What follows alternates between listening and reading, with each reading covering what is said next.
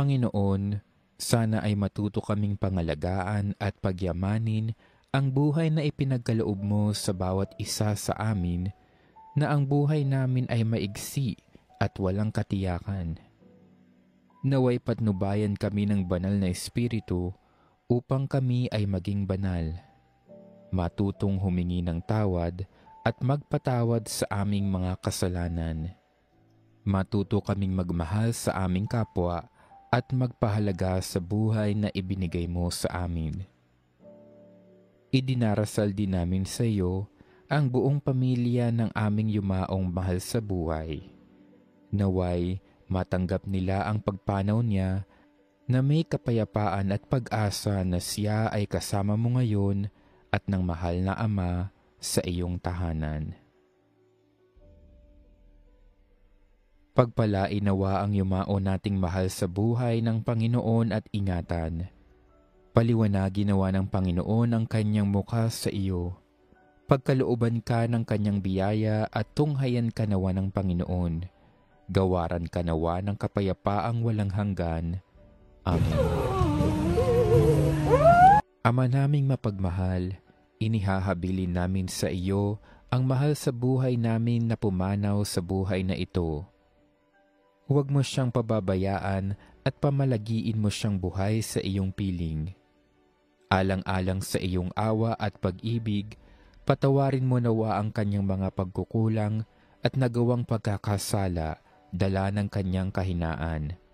Manatili nawa siyang maligaya sa iyong piling, kasama ng iyong anak at ng Espiritu Santo, magpasawalang hanggan. Amen. Kapayapaan kailanman ang igawad ng may kapal sa yumaong ating mahal. Siya nawa ay silayan ng ilaw na walang hanggan. Panginoong Hesukristo, sa 3 araw na pagkahimlay mo sa libingan, pinabanal mo ang pinaglalagakan ng lahat ng sumasampalataya sa iyo. Pagkalooban mo nawa ng pamamahinga sa kapayapaan ang aming kapatid na pumanaw. Ikaw ang buhay at muling pagkabuhay, kaya't umaasa kaming bubuhayin mo siya sa iyong kaluwalhatian, magpasawalang hanggan. Amen.